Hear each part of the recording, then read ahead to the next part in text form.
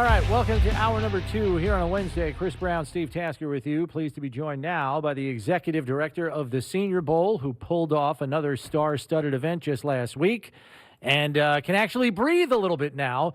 So he was kind enough to give us a little bit of his time. It's Jim Nagy joining us. Jim, have you had the big collective exhale? Because we know this is a heavy lift for you and your crew down there.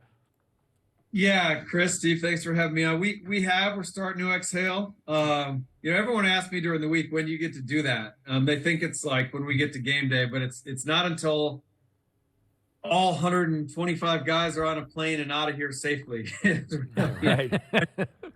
You can exhale. So no, we've done some debrief meetings here on Monday, high level stuff, just going over the week, and now it's just I'm getting hand cramps. I've got a lot of thank you notes to write this week. So we're still getting some stuff done, but definitely on the decompression mode. And it's interesting. We were looking at this and the history of the Senior Bowl with our own franchise, the Buffalo Bills, since 2017. This new with Sean McDermott as head coach. 23 players have come through the Senior Bowl that have ended up through the draft or undrafted free agents as Buffalo Bills. 23 over the last 5 years. This will be the 6th year. Do you have any idea about whether that's average for most NFL teams, or do the Bills kind of do that as a general rule? Trying to do the math in my head, that seems about average. Like last year, we had 5 teams take 6 players out of the game. We had 5 teams take 5 players out of the game. So, yeah, that seems about average. But, they've done really well in the defensive backfield with like Teron Johnson and the guy over my shoulder here, over there, Tredavious, obviously DeMar Hamlin and guys like that. It seems like they've gotten a lot of DBs, but I know in the last couple of years, like Boogie Basham, and they've gotten some good ones. And obviously the QB is a big part of what they're doing. Yeah, Saran Neal and Levi Wallace, 2 other DBs that they got out of the Senior Bowl also. So offensive line is an area that is of concern to Bills fans. I don't know if I know another fan base that talks as much about offensive line play as Bills fans up here. They're pretty well educated, and they want some upgrades. And you were not short of O-line talent at the Senior Bowl. In fact, there were some days where they just flat out dominated in the practice sessions. They even had 3 guys sitting on a bench together. I think it was Osiris Torrance, Darnell Wright, and there was one other fella next to him. It might have been Bergeron or Mock. I can't remember. And I'm like, wow, that's a pretty good trio that a lot of NFL teams would take in a second. What do you make of the group you had this year overall? And would you say it's one of the better ones that you've had since you've been executive director? Well, I'll start by saying this. I think the Bills fan base isn't alone. Just paying attention to Twitter, I think every fan base in the league wants better offensive line play. And I do think that's why a lot of these guys are going to get, I wouldn't say overdrafted, but maybe pushed a little bit. I think teams are going to really emphasize offensive line in the first 3 rounds. That's where you're getting a lot of your immediate starters from. So we had a lot of those guys. I expect the majority of our offensive line crew, which was 22 to 24 guys. I think we brought in 24. I think we ended with 22 or 21. I think those guys are mostly going to be off the board in those first 3 or 4 rounds. A lot of guys. I don't know about. We've had some really good offensive line classes. The first year we were here, we had 10 first-round picks, and I believe 6 of them were offensive linemen. So that's really a position group it's been one of strength. And you rattled off some of the names: Cody Mauch from North Dakota State, Osiris Torrance from Florida, Jalen Duncan from Maryland. A couple of the right tackles: Darnell Wright from Tennessee, DeJuan Jones from Ohio State.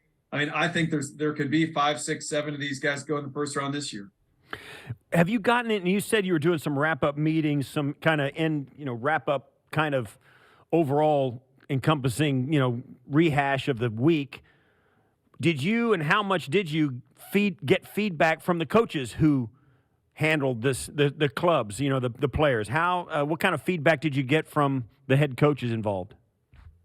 Yeah, that was a new format for us. We've had the full coaching staffs for 73 years. So when that was thrown at us this summer that we were going to have a collection of assistants, That took me back a little bit, but you know what? After going through the week with those guys, it worked great. It was awesome, and most importantly, I think it was great for our players. Rather than be exposed to just two teams behind the scenes all week, they were exposed to 16 non-playoff teams, and again, we haven't done a deep dive into the detailed stuff. I think I tried to speak to each one of them individually before they left Mobile on Sunday morning, just thanking them for being a big part of our week.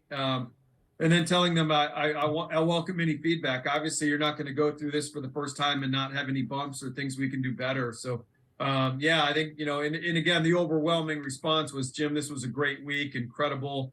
They enjoyed just the camaraderie and learning from each other. A lot of these guys have only worked on one or two staffs that are really network and be open to different schemes and philosophies and values.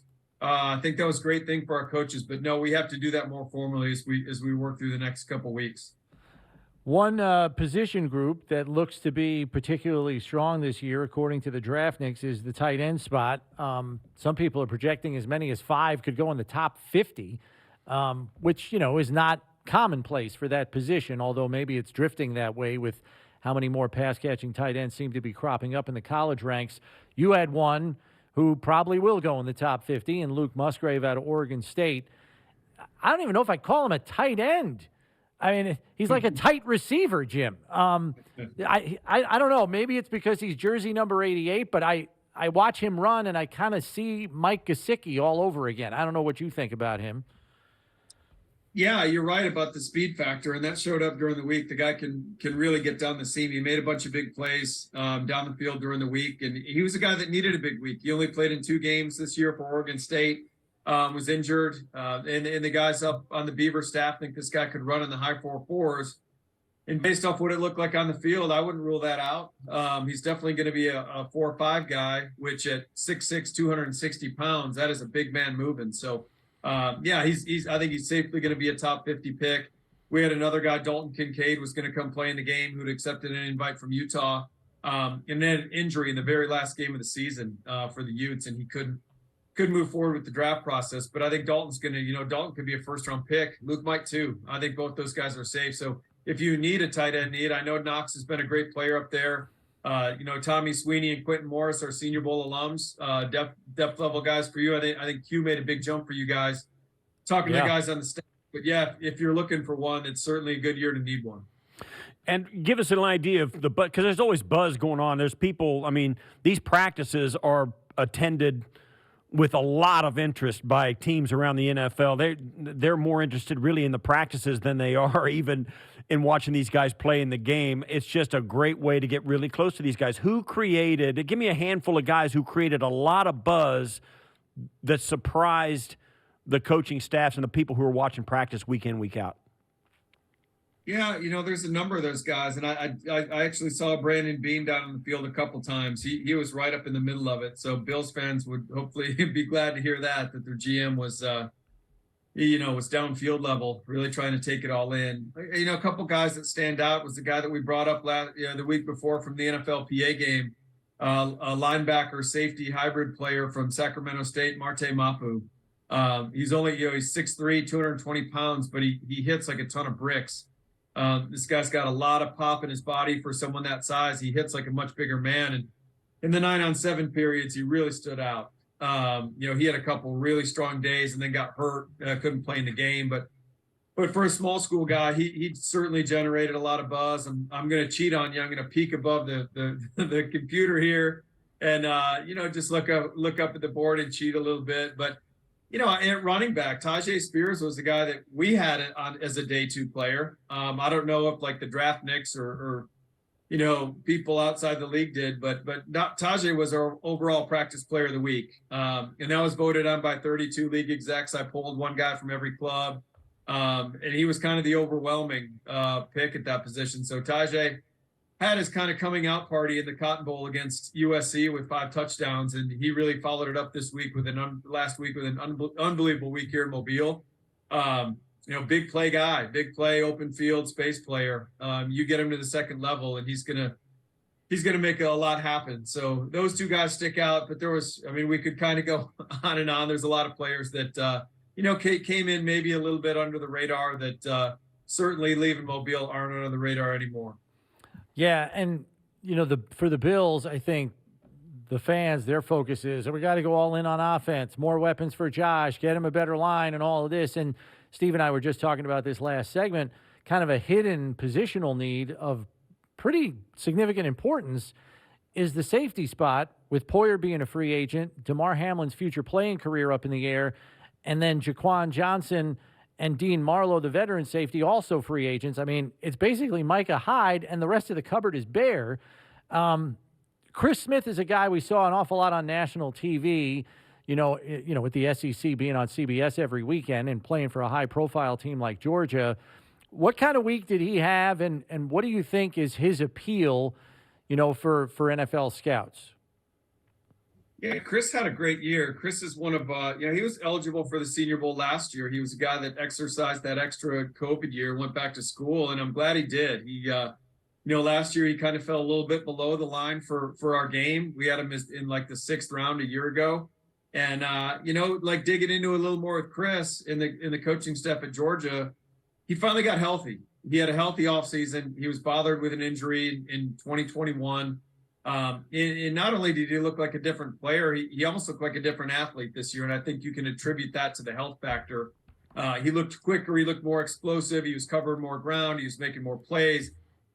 Before this year, he kind of looked like that cerebral guy, which he is very cerebral, really heady. I know he did a great job in the interviews talking to teams, but he looked like one of those guys that just put himself in the right spot to make plays. And this year he was actually getting off the spot and making plays, if that makes sense. So, he had a great week down here. Jamie Robinson from Florida State is another guy that I think is going to be a day 2 player. I think Chris will go on day 2 somewhere. I think those guys plug in as starters. J.L. Skinner from Boise State, little different physical package at 6'3", 210 pounds.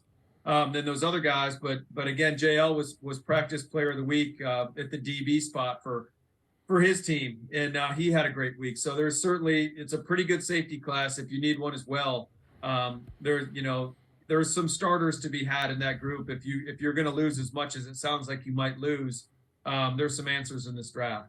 Yeah, one of the things that's been true of the draft over the last 3 or 4 years has been full of top quality first-round wide receivers. It's been, and this year, not so much. There are some guys out there, of course, but they're fewer and far between rather than guys you could get that are day 1 starters, even in the high 2nd round, that kind of thing, in the 3rd round. Guys who are difference makers have been found because the wide receiver group has been so deep. This year, it's kind of a little bit different than that. It starts with a guy like Rasheed Rice from SMU, guys like that who showed up, and give us a little synopsis of the wide receiver group. Yeah, I mean, there's good players to be found all the way through. I mean, if you scout them right, some of these guys get really undervalued in the draft process. I think Khalil Shakir that you guys got last year, and I think the 5th round. I mean, I talking to the guys up there, they're excited about what he's going to be in year 2. So there's talent to be found. Rasheed Rice is a really good player. He's big. He's makes a lot of contested plays. He's got quickness. He's got run after the catch. He had a good week. Jaden Reed from Michigan State was maybe the most dynamic receiver that we had during the week. But, just in terms of off the line releases, getting open, he had a great week. Tank Dell from Houston, really another dynamic slot player. I think this wide receiver class is getting undervalued. There's some good ones. I think in that 3rd, 4th round mix, you're going to see some guys like a Terry McLaurin a couple of years ago from the Commanders, whatever that was 4 years ago now. I think that might have been my first Senior Bowl.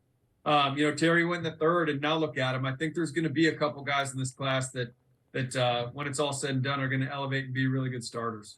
Do you think that, and maybe just put your old NFL scout hat back on for a second, do you think part of the reason why we may see some receivers undervalued is because, let's face it, the NFL's been spoiled the last few years with like some true alpha male, no doubter, top half of the 1st round receivers the last 3 or 4 years. And while they might not be in as plentiful supply this year, you're certainly going to be people that can help you sooner rather than later. Why is there some phenomenon we're not aware of that, maybe you as a former scout can shed some light on as to why that may or may not happen in terms of undervaluing some of the guys in this year's class? Well, first of all, I never take off my NFL scouting hat, guys. Right.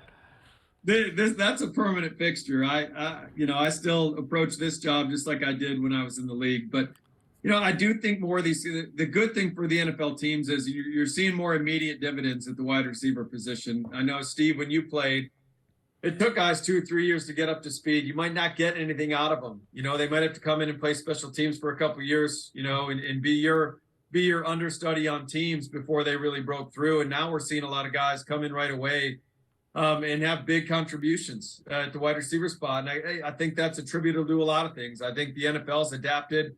They're pulling up concepts from college. I think the proliferation of 7-on-7 can help. But yeah, you're going to see more guys transition quickly.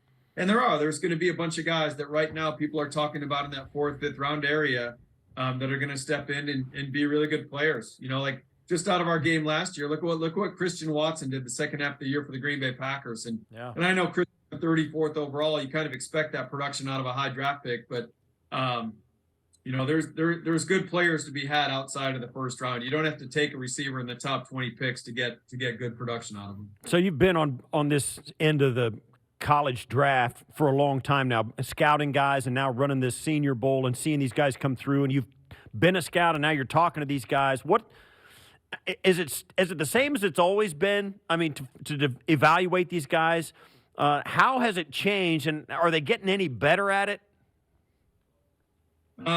In terms of the players, yeah, I think all these guys are getting bigger, faster, stronger. And I've been doing this, it's about 25 years now, dating myself. But yeah, they're at every position. Now, these guys every year, you maybe don't notice it year from year, but if you just think about what guys looked like 5 years ago or 10 years ago, I think that all the training they're doing now in the offseason, the nutrition, and it's a little bit of the Tom Brady effect. I think that the TB12 factor, look at, when you played, Steve, a lot of guys, felt like they were towards the end in their early 30s, and that's when it was over for them. And that's why it's funny. You see the reaction, around the draft time with some of these, quote unquote, older prospects, the 24-year-olds, the 25-year-olds. Well, if you're playing now in your, mid 30s and you're gaining a couple of years on the back end of your career, who cares if you're a couple of years older? And I think, we're only seeing that because of the extra COVID year and whatnot. But no, I think these players are getting better every year. They're just the training, the nutrition, it's all making for a better football player now. Last one I've got for you, Jim. I know I already mentioned that a lot of people are of the opinion the tight end class is a strong one this year. Two position groups that are even getting more hype than the tight ends is corner and edge rusher. Are you seeing the same kind of depth that some of these other, draft experts are seeing at those two positions? Certainly the edge category. We thought coming into the week, when I was asked before the game what I thought our best positions were, I thought running back in the edge crew were our strongest positions. And that held true to form. In the edge group, you got guys like Keon White from Georgia Tech. Looks like he's a first-round lock now. He had a really good week. Derek Hall from Auburn had a monster week, and sounds like he's going to be a first-round pick. So that group was really strong. But the group that really surprised me was our corner class. Coming into the game, we had a lot of grades in that early day 3, 4th roundish area. And then you just saw guys take off, and we had a bigger group. It's a longer group. Darius Rush from South Carolina, big, long body. Julius Brents from Kansas State. Anthony Johnson from Virginia. We had some big corners really step up and play big. And you look at the Super Bowl this week, Joshua Williams was in the game last year from Fayetteville State. The Chiefs picked him in the 4th round. And then they waited all the way to the 7th to get a guy, Jalen Watson from Washington State. Those will be the starting 2 corners in the Super Bowl this weekend. And they got them in the 4th and 7th round. Same body types, big 6'1", 6'2" guys with long arms.